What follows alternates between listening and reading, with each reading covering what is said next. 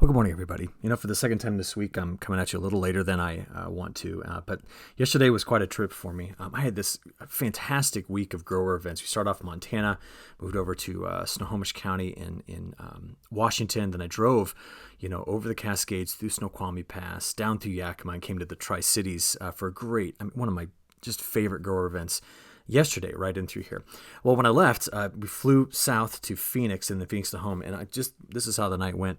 Delayed 2 hours out of Phoenix because of bad weather in Chicago. And then on top of that, the dude next to me, I booked the tickets late. So I'm middle seat, at least it's an exit row. The one guy next to me had shoulders broader than like Arnold Schwarzenegger. And then the guy on the other side of me worked on his computer all night long at like full brightness. And it was a miserable trip home. So I didn't get in until about 4 a.m. again, and I just need a little extra sleep this morning. So I'm sorry. All right, enough of that story. This is what happened in the West this week. Deep trough in the Gulf of Alaska just absolutely battered parts of the West with rain, wind. I mean, it was wet, but it was the trajectory of the flow that just came in like this that allowed the mountains to really just prevent so much of this getting over into our basins. Now, there was moisture that did find its way into, the Columbia Basin. And this is an area, the entire state of Washington is currently still in some form of drought. But it's the type of flow that will just rob Montana from getting anything. And there were some sprinkles in through here, but not much. Now, we're just going to start off in the west because attention is going to come back to the west very soon as the Pacific Jet continues to hit this area. And I've got more rain coming to farther to the south into California as well. Snowfall, just a quick look at the last 72 hours. Now, where I snuck through, we don't have it. It's right there. I know the map's kind of small for you. But a lot of snow in the northern Cascades and some of the northern Rockies here. But we're going to be talking a lot about snow, not here in the near term, but more into the central U.S. Great Lakes Northeast as we go forward in this forecast. So what about the rest of the country? Now, I make this map once a day. It's a 7-day observed total. I think at some point I'll get this to where it just updates every hour, but I'm working on so many new and cool things for you guys in our next release on agweather.com. And a lot of this great stuff, we have these plans to put onto the Nutrien Ag Solutions Hub. I'm really excited about it. But it's interesting because I drove home in just solid storms and rain last night from O'Hare. But I was on the road from 2 a.m. to 4:30 kind of getting down here. And this map was made before that. And what was interesting was we did have storms come through. So if you just have a look here, this is our, yesterday afternoon and evening through the overnight hours into this morning radar analysis. And so this rain that just came through here was not on that particular map.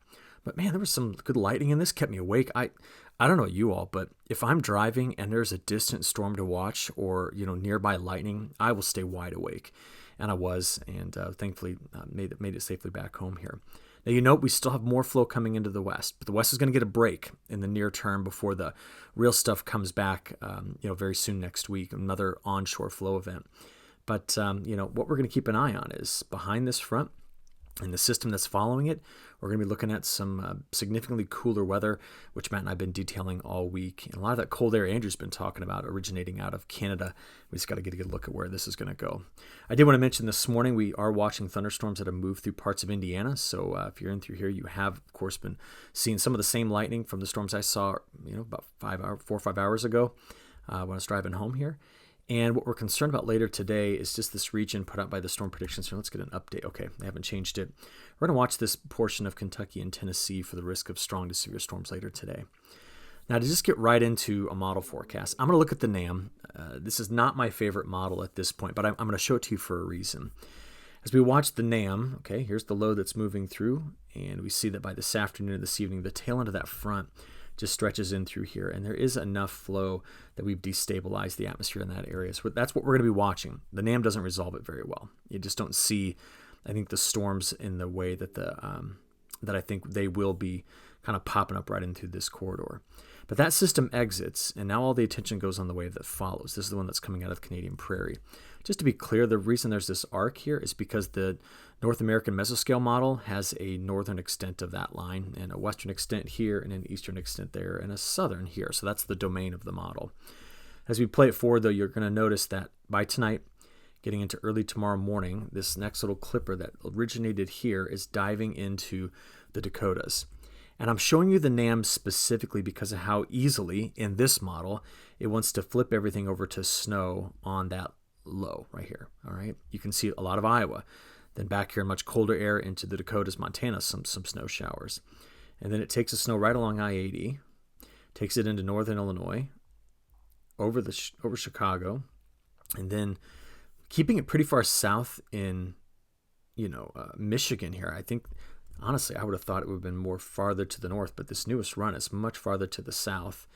And that puts more of, Illinois, Indiana, and Ohio in the potential for some snow out of this. And then we get behind it, and there could be some very intense snow squalls that come off into Lake Michigan. Same thing for parts of Superior. And then later in this, we'll get them off of Huron and Ontario and in Lake Erie right here. But that system's sneaking through here. And I'm just going to show you the NAM model because it's pretty aggressive on this snowfall. This is its total prediction. All right. Now remember, I don't flip over to 4 inches. I use grays until 4. And I'm just going to put a word of caution in here on this. Soil temperatures are not frozen yet. That's one thing. The thermal profile of the lower atmosphere is not just perfectly suited for making big, heavy snows.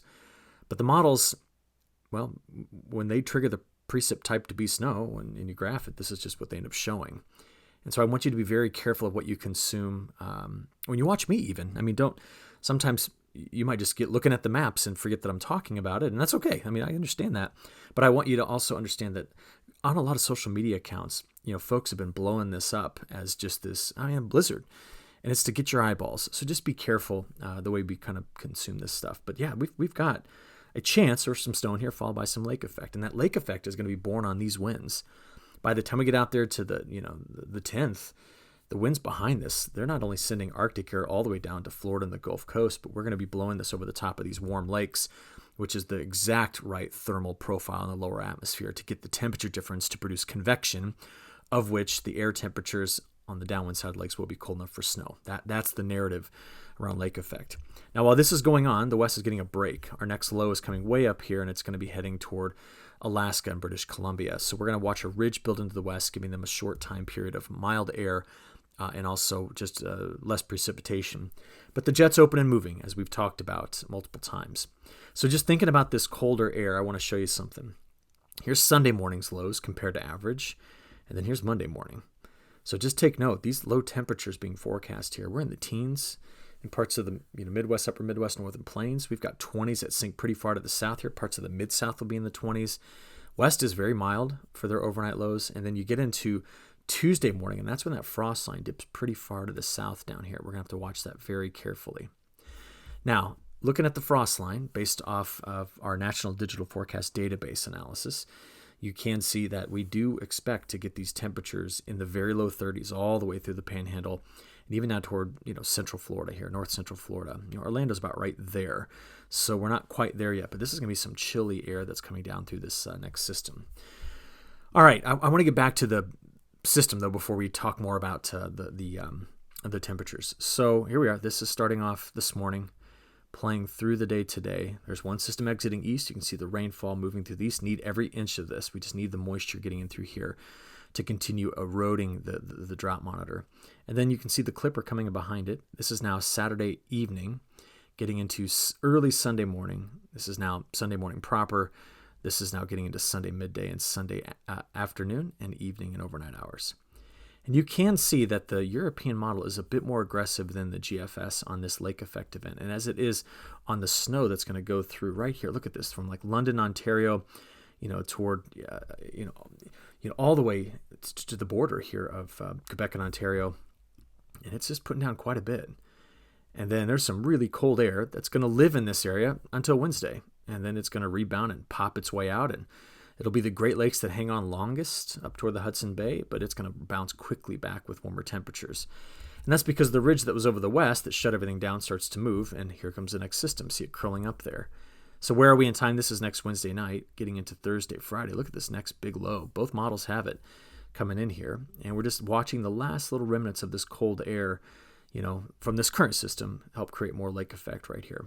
All right, we'll look at the snowfall totals in a second. So then we have this next big low coming in, and this is one that's probably going to get down to California. Now, I don't mean to discount the GFS solution, but I feel like the European model's been better on the timing of these last few systems coming into the west. And it's had this in its forecast all week. It continues to show up there, and I think we might watch this weekend to see if the GFS caves to the European solution. But you can see that out there by next weekend, we're looking at really good chances of getting some moisture in here and another round of cold coming into this area. Following the cold shot, we have this next 5 days coming in that region. All right, with all that being said, I want to zoom in on the Midwest because I was focusing on it and just look at the snowfall. Now, what I'm most interested in the European model is two things. Earlier in the week, we saw several models trying to drop along I-80, especially into eastern Iowa, some heavy snow. Same thing all the way over to Chicago. They've been consistent with this. You can see the European model looking at 2-3 inches of snow here. But it'll be the snow showers, almost in a squall-like behavior, that come into parts of Indiana and Ohio, down even to Kentucky and the Appalachian Mountains here, that I think could be a bit of a surprise for some folks. And I will watch all weekend to see if this corridor does fill in like it is suggested here. All right, so now as you look at it, maybe an inch, trace to an inch or two here. The European model is not aggressive on Iowa snow. But this isn't the only place we're supposed to be watching. All right, let's look at the whole country. And now you can see the effect of the ridge pushing systems into British Columbia. So great snowpack adding up here. But that's our little clipper. And this is probably where it's putting down the heaviest snow. And then following it up with some Great Lake effect snow. All right. So let's look at some other models. That's the European. There's the GFS. Now this is the 6E run because, like I said, I got a late start. But it looks very similar to the, to the 0Z. And I'm watching this corridor, and I just want you to know it's been the GFS has been the most aggressive on snow from, the kind of Iowa, Nebraska, South Dakota border east. Do other models pick it up? Well, here's the national blend of models. The answer there is no, but clearly doing, the lake effect quite well. It's got this corridor, but it's just not as aggressive. And the AI model, okay, this is going after an inch or two here, but not as aggressive as we saw earlier model runs this week. So this is the latest, is what we've got. All right. Now I know I'm focusing a lot here, but these are the folks that have been emailing me and calling and asking about it. And I think we're a bit more settled, I think, on what to expect downwind of this. All right. From there, I do want to show you the probabilities. This is including this entire event. So we're going to go out this next Friday. And this is the new map showing the probability of just getting an inch. All right. So significant shifts in some of the ensembles into this area. But some of these snowfall totals are getting pretty high. This is the chance of 3 inches. This is the chance of 6. And this is the chance of a foot. I mean, that's what, Tug Hill Plateau. Look at this part of Quebec. And I just want to take note here that if the winds come around the Great Lakes like this, that's the long axis, man, it can push snow squalls deep into Indiana, even clip Illinois sometimes. So the orientation of the winds this weekend across the lake, really Monday and Tuesday, I should say, will be the tell on who's going to get the lake effect bands out of this. All right, back to just total precip over the next 7 days. Remember, late in the time period, the WPC is also including that low that the European model picked up on. So you can see better moisture coming into California. There's our little clipper that opens up into the Great Lakes snow event, pushing up against the Appalachians and finishing here in the Northeast. And if we just, again, see where this might be heading, watch your time period of, getting away from lows. It's only going to last about 5 days. And then all the time out there, there it is. Next Thursday, Friday, there comes the next one into the west. Ridge opens up in the midsection of the country, so this is a warm-up. And we did watch the models get rid of just this progressive low-pressure trough, moving in by mid-month. It had really been aggressive at doing it, and now it's leaving it back farther to the west. You're saying, all right, translate. This means that we're not going to be just ushering in and keeping brutally cold air into this area. Here, yes, but not necessarily into this region. So the temperature pattern is going to fluctuate a lot, and this is also going to prevent us from thinking about a mid-November severe weather event here, which I had been concerned about given some of the earlier runs. So what we're now seeing is the week 2 forecast. Here they are all lined up on ag weather. You can tell they all have something going on in the west. All right, there it is. But how this ejects and if it makes it is still up in the air. And you can see pretty widespread in the models here. What I do note in all of these forecasts is take a look at the southern plains, the Delta, the Ozarks. This region over the next 2 weeks continues to show up dry. And unless the atmosphere is going to be able to develop some sort of subtropical jet or get lows to dive deep enough to turn and come out of the southwest, we will be concerned about this region tapping into significant moisture for a while. Instead, you hear us talking about systems hitting the west coast and then clippers running off the mountains and leaving the country like that. But I'm going to build on what Matt talked about yesterday with the evolution of this La Nina and El Nino as to what may happen down here later in winter. Not early, but later in winter. But first, I do want to point out just how risky it is down there of staying dry for at least the next 10 days. This map shows the probability of staying under 1/10 of an inch of total liquid equivalent precipitation through Monday, November 17th. So it's a full 10-day forecast. And that's a huge chunk of New Mexico and Texas that have a 90% chance of staying below that. And that's going to be a concern. Sunbelt, Cotton Belt, Southeast, until the jet can get far enough south or develop a subtropical component to it. Now, please understand when I tell you I'm concerned, there will be moisture coming through. But do you remember last year right now? We were talking about tremendous amounts of moisture coming through here because the jet did do that. And it got down there, just not doing it right now, which makes me want to tell you that 2024 is not, even though it's an analog, it's not your closest one when you think about these precipitation patterns. All right, back to the temperatures. I'm going to go to the blended model on this. I'm going to pick this up on Sunday morning at 6 a.m., looking where that frost line is. Watch how much this cold air just dives. That's Monday morning at 6 a.m. You can see the frost line here. Teens and through there. And then this is getting into Tuesday morning right there. And that's when we're concerned about bringing these very cold temperatures pretty far to the south. And Matt's been talking a lot about it this week and its impacts, and I want to echo what his sentiments were. Now that leaves pretty quickly. 6 a.m. Wednesday, look at this. We're pushing it east, and we've warmed up several degrees here in the early morning lows. The daytime highs, we're recovering back in the 50s, 60s, 70s. That's what's going to happen as this just pattern evolves. And you can see it better here. There's your next 5 days. So this includes the Arctic plunge. That's going to get all the way down to the Gulf Coast. But then we go out there day 5 through 10. Ready? Watch the warmth spread from the east back into the central U.S. And as we mentioned, the lone spot that just hangs on to cold is going to be in the northwest. The northeast. But as you note, out there around day 8, 9, 10, we're going to start to see some cooler weather coming back into California. So do you see how it shows up there? And the warmth spreads across the southern United States. Warmth returns. And this was kind of our longer-term prediction, right? We were anticipating mild air more often than not across the North America in November. Now, that's not to downplay the cold air that's coming through. It's short, right? It comes in, and then we warm it right back up. And that's, I think, what we need to take note of here. There's another component to this flow, though, that we have got to talk about. And this is where I want to build on Matt's narrative. Okay? We do have a very large tropical system that's expected to go toward the Philippines, cut north toward Taiwan, but then make it into the North Pacific. And these systems eventually look something like that, and they disrupt the flow across the North Pacific Ocean. We got to watch this one. But to be honest with you, my attention for weeks has been on this versus this. That is your trade wind surges from La Nina. That's all La Nina is, by the way. Trade wind surges. They just get stronger and stronger out of the east. And this is called a westerly wind burst, coming off of the negative phase of the Indian Ocean dipole. And I'm just trying to tell you what this all means. It means that we will probably favor in November and December something like this, where the atmosphere just wants to shove the trade winds, as you can see in the hollow arrow here, toward Indonesia.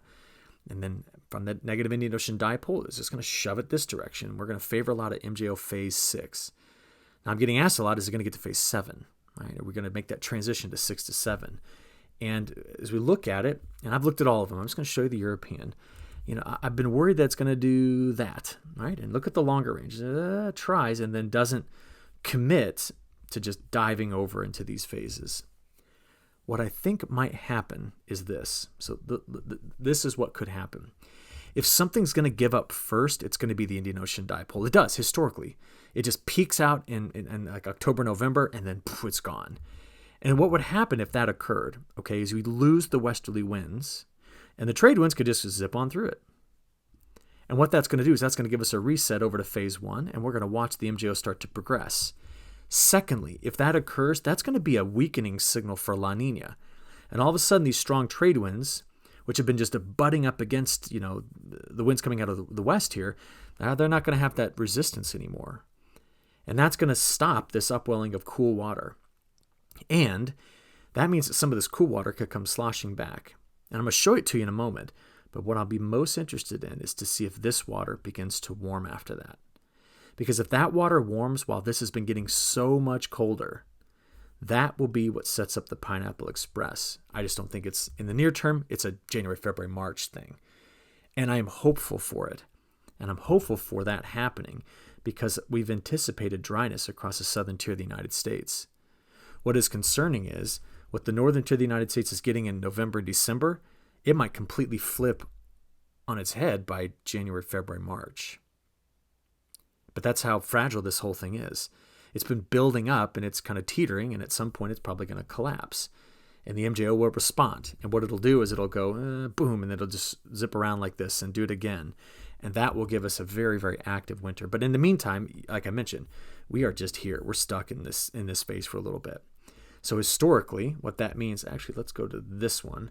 November, you get this. So watch. You see ridges keep coming back. Troughs keep coming through the Gulf of Alaska. Cold. I mean, we are getting an MJO phase 6 pattern to the T right now. That's the more mild here, the wetter northwest.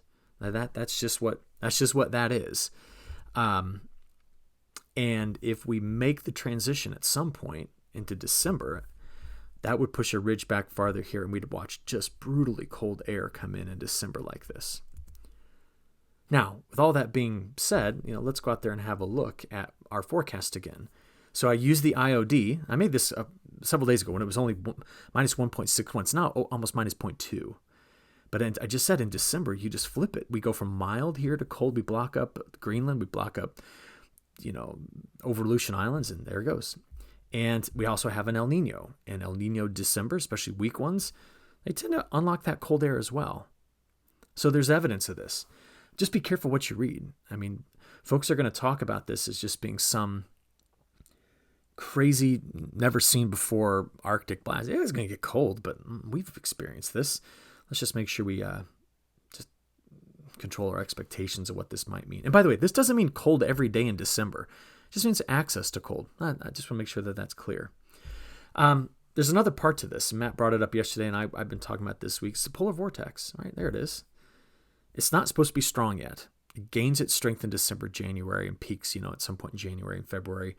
And it's just sitting there. But we've watched these weather forecast models take the polar vortex. You get a bit more stratospheric warming here. See it? There it is, coming up into Chukchi Sea, Bering Sea, Alaska. And that's going to start to disrupt and elongate the polar vortex. And we are concerned that this is a winter where it doesn't just keep it together the whole time. And if you get this wobbling polar vortex just doing whatever it wants to do, sometimes it links up with the tropospheric troughs, and boy, it just drops cold. I don't know where it's going to be. Likely, if it keeps doing this, it's something that it starts over in Russia and Scandinavia.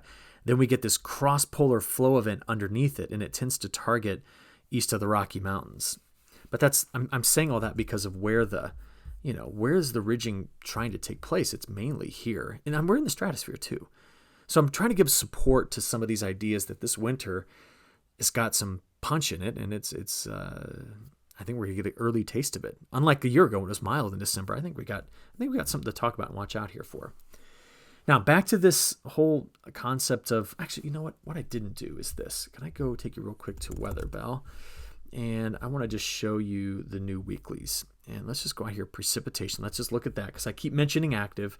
Can I give you the North American view? And let's take it out to mid-December. Yeah. Man, it just, there it is. That's the 15th of November to the 15th of December. It's trying to get this corridor going. All right. So I think that's your most important piece to this, is that this isn't setting us up for a benign start to winter. I think that's the way I would say it. Now, I'm concerned about here, here, and here. And as you look out there, boy, the southeast continues to show up drier through mid-December. You know what, though? If you start cranking lows through here and they exit, they will drag fronts through this area. So this is not a zero precipitation game. But we just want to know, how does it continue through the remainder of winter, right? And we looked at the polar vortex. This is what I'm going to be watching. If this La Nina was deepening, you'd see blue here. And we don't see that. We see a lot of it there over the last week. And the Gulf of Alaska keeps getting colder. And the colder it gets, the better in winter I see the jet dropping farther to the south. And boy, if you could just heat this up, we'd supercharge that jet. And we'd be talking about one of these big, big winters from the west coast to the east coast with snow. So there's something to watch. I need you to watch it. And I'm just going to tell you again, watch for this to start to warm up and for this to continue to cool. That's the recipe for just an accelerated jet. And it's coming out of the southwest. So I'm looking at these every day to try to assess that. But as you think, I'm going to just reiterate this point and make a solid case for this. Our narrative all along is weak early La Niña, peaking probably in December, fading quickly. And as Matt talked about, and we showed, we've got almost half of these ensemble members by May up into what we would call weak El Nino. And this transition is why we're considering telling you the front half of winter and the back half of winter will likely look like two entirely different regimes. Now, I don't know what those regimes are, but it is hard to keep the regime of a peaking La Nina around when the La Nina is fading. The trade winds are different. The momentum shifts on the planet, and it gives you something entirely different to be looking at. Now, we've shown you the European model forecast. Let's get now to the the other pieces of this. First, this is where the signs will be on any sort of shift. Now, what you're looking at here is this is depth in the ocean. This is the South American side of the equator. And this is like, I'll just put Australian, but it's really the Indonesian, Australian side. Now, because the trades have been strong, we get this circulation that does this, right? So we've upwelled cold water and moved it there. But this is all just kind of spring-loaded and left over there. And the moment this sloshes back, new regime, very quick. Now, the European model is calling for that to happen by spring. I think it could happen earlier. And the new National Multi-Model Ensemble is calling for that as well. So this was just released. Let's go have a look at it. Season 1 U.S. precipitation rate, December, January, February. Now that's La Nina. Yep. Pacific high here, flow coming over the top, exiting, drier and drier. That's still, the model is hung up on La Nina. Now let's go back though and look a little bit farther out. This would be season 2, okay, which is January, February, March. It's still there. What I'm telling you is, if this breaks down in January, this moves. This big high that blocks here goes to the Aleutian Islands. And you see all that? That begins to make its trajectory like this.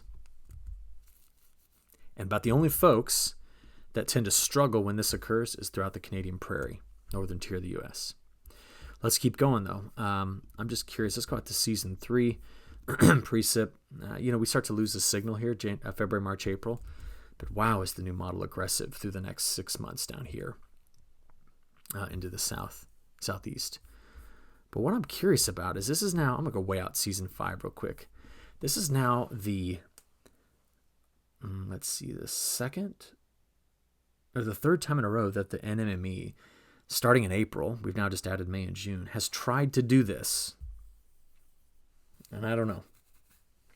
I don't know if I should lend it much thought or just show it to you and say, hey, don't take it with a massive grain of salt. I think that's like a bucket load, okay? Something to watch, though. All right, where am I going to wrap this up? How about here, South America? It did rain. Take a look at the last 7 days. Came through parts of the Cerrado, hit Goiás pretty well. We even got down into the southeastern corner. Some storms down here in Argentina as well. Forecast models look like this, though. That's the European model 14-day. The only place they agree well is here. So take a look. That's the European solution. Here's the GFS. It is pretty clear. Can you not see it week after week after I show you these? The GFS is the drier model. And it just continues to be the drier model. What I think we're all wanting to know is, well, we just did this for North America. What about South America? Let's go look at the 30-day anomaly there. The European model is just hammering the southern parts of Brazil, Paraguay, Uruguay, Argentina with drier risks. So, we'll keep looking at it, try to make these assessments if it is, a legitimate solution. But it's at least something that's been consistent with the European model going forward. I'll look forward to getting some of the new updates this afternoon on their planting progress, and we'll watch this snowfall event in the Midwest over the weekend while the West warms up. And then just remember, we're going after things pretty active here, and make sure that you're prepared for some cold air. I think outbreaks happening not just this weekend and next week, but into the month of December. That's it. Have a good weekend. We'll pick this up on Monday. Appreciate it. Thank you.